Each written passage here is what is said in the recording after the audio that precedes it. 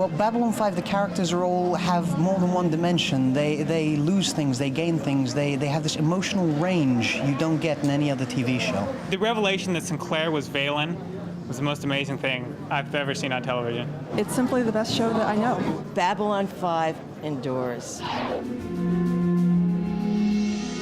One of the reasons that Babylon 5 lasted 5 years was because of the fans. I've been in this business for a few years, and I have never experienced the kind of fan loyalty that we have with Babylon 5. They actually stuck with us, and they, in the early days, and followed us around from syndication channel to time change to, oh my goodness.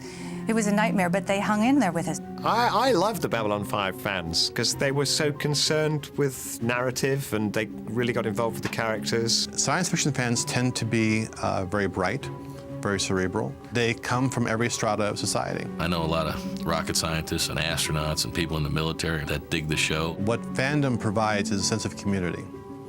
And as Babylon 5 brought together communities of aliens, the show brought together communities of different people in different places. Without fans, what do you have? Nothing. It's fans that make the show.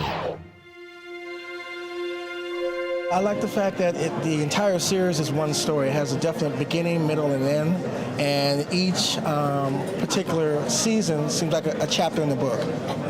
Like a really good book, actually. Babylon 5, at its core, is a 5-year history, from this year to this year.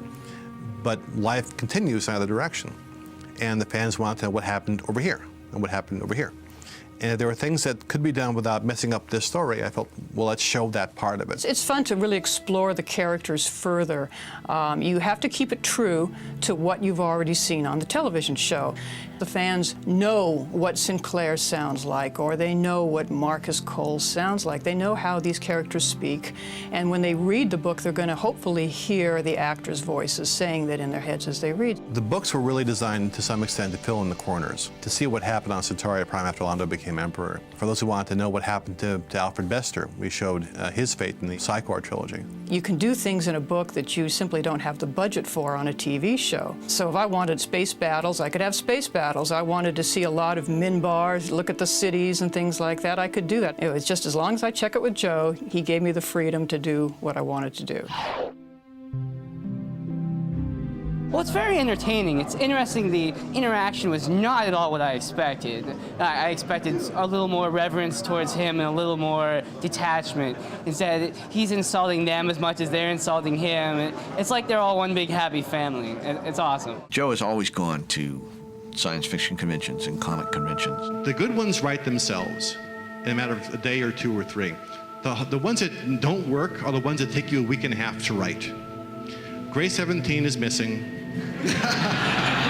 Was a 3-week write, which tells you something right there. I go to the conventions to give back to the fans. I remember being a fan, sitting in the audience, looking up at someone thinking, I wish I could be there, I wish that could be me.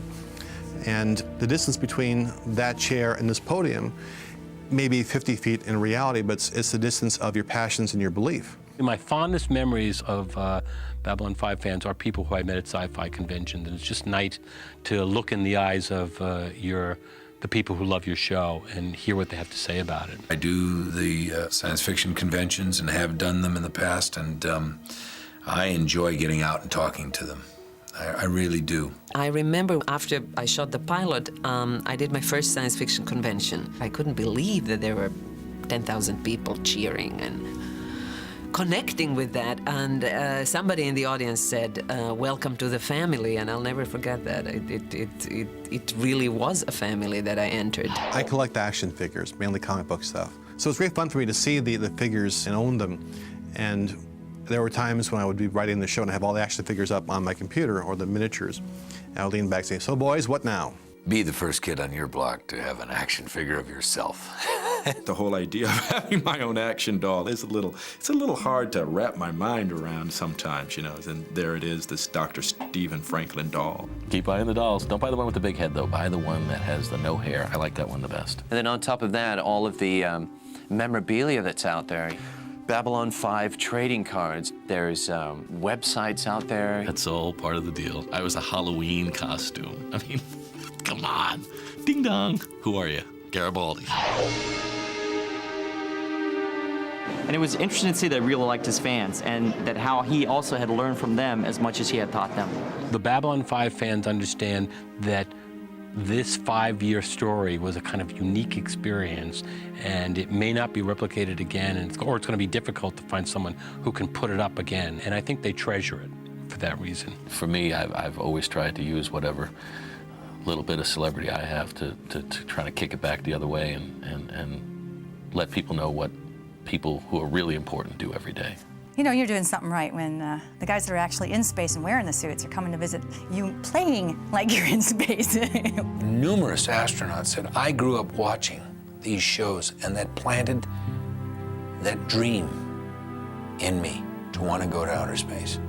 You know, I may laugh and say, hey, you know, our space station is a set made of plywood and we don't really go into outer space. But they said, no, you don't understand. It's the ideas.